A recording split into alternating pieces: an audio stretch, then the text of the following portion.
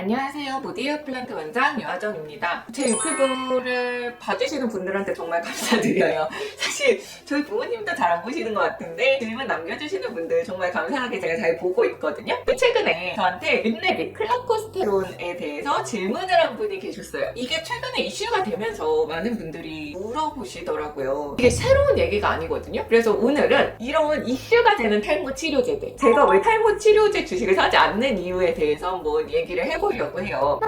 린네비를 한국에 독점 한 건을 들여온 제약회사가 되게 많이 올랐대요, 주가. 그래서 탈모 진료를 보는 저한테 주위 의사들이 이거 진짜 탈모에 효과 있어? 뭐 이런 식으로 물어보기 시작한 거죠. 지금 나온 현대약품의 클라코스테론 1%인 린네비는 여드름 치료제로 허가를 받은 약이에요. 그리고 이게 탈모 치료제로 임상 3상이 된 건 맞아요. 좋은 효과를 보는 건 맞는데 3상이 된 거는 이 같은 성분을 5%로 진행을 했습니다. 그렇기 때문에 5%가 3상이 됐으니까 탈모 치료제로 승인을 받고 우리나라에 판권을 들여와야 되는데, 그러면 다른 약이 될 테고 그 다른 약의 판권은 지금 여드름 치료제인 린네비를 들여온 제약회사랑은 다른 회사일 수도 있는 거죠. 그러니까 제가 봤을 때는 이 회사의 주가가 오를 이유가 하나도 없는 거죠. 그래서 탈모 신약 이런 것들을 저는 이제 매번 논문을 검색을 해보니까 이런 거 알면 그런 회사에 미리 투자하면 되는 거 아니야? 라고 하는데, 제가 봤을 때 그 주식의 움직임과 임상 결과와 나오는 논문의 행보와는 전혀 상관이 없더라고요. 그래서 제가 이번에 궁금해서 그 모 주식회사의 주가 행보를 살펴봤어요. 이 임상 3상을 한다라고 유럽에서 뉴스가 2024년 5월에 있었고, 그때도 역시 조금 올랐더라고요. 왜 올랐는지는 모르겠어요. 제가 말씀드렸지 아예 별개의 문제이기 때문에 이 제약회사랑은 관계가 없어요.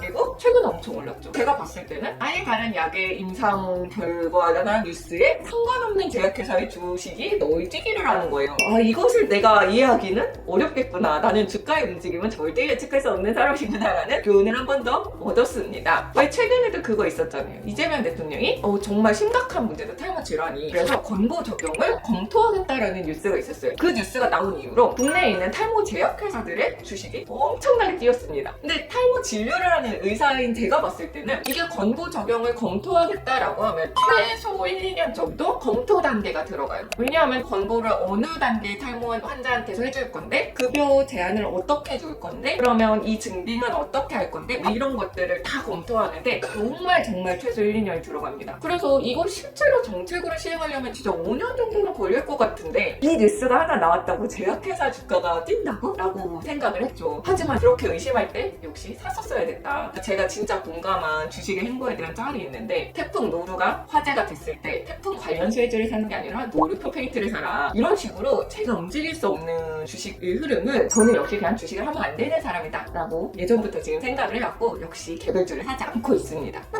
그래도 저한테도 가끔 술자리 같은 데서 물어보시거든요. 요새 괜찮은 탈모 치료약 후보군 없어? 그러면 그 회사 주식 풀매수한다. 저한테 물어보시는 분들이 있는데, 제가 이 주식을 사라고 하는 얘기는 절대 아니고요. 제가 봤을 때 요새 임상이 꽤 높은 단계로 진행되고 있는 유망한 탈모 치료제 2가지를 소개해드릴게요. 아직은 둘 다 시중에 나오지 않았기 때문에 제가 봤을 때 뭐 임상, 2상, 3상 하고 있는 것들 많지만 시중에 풀릴 가능성이 되게 높은 탈모 신약은 첫 번째는 VD-PHL01입니다. 얘는 뭐냐면 저용량 경구용 미녹시딜요법 LDOM이 최근 몇 년 사이 되게 각광을 받고 있는데, 이 미녹시딜 자체가 혈중 반감기가 짧거든요. 그래서 가끔 저는 이틀에 하나를 먹어요 하시는 분들도 저는 다 그냥 맨날 반알씩 드세요라고 하는 게, 혈중 반감기가 짧아서 먹으면 널뛰기를 뛰어요. 그런데 이 신약 VD-PHL01은 서방형 경구 미녹시딜입니다. 먹었을 때 몸에서 천천히 흡수되게 한다는 거예요. 피크가 없으니까 혹시 미녹시딜 먹고 두근거리거나 머리 아프거나 얼굴 붓는다, 당뇨증 생긴다, 이렇게 좀 부작용이 있으셨던 분들도 서방형을 먹었을 때 이런 부작용을 줄일 수 있고 효과도 높일 수 있다라는 기대감에서 처음으로 개발을 시작했고요. 임상 3상에서도 좋은 결과를 보였습니다. 어차피 경구 미녹시딜이 지금 사람을 쓰인 지 오래됐고 저용량 경구 미녹시딜에 대한 데이터도 쌓인 만큼 서방형 경구 미녹시딜이 허가를 얻기는 어렵지는 않을 것으로 보여요. 제가 기대하고 있는 거는 최초의 여성용 탈모 치료제로 허가가 될 성공일 가능성이 높지 않을까라는 기대는 하고 있어요. 그래서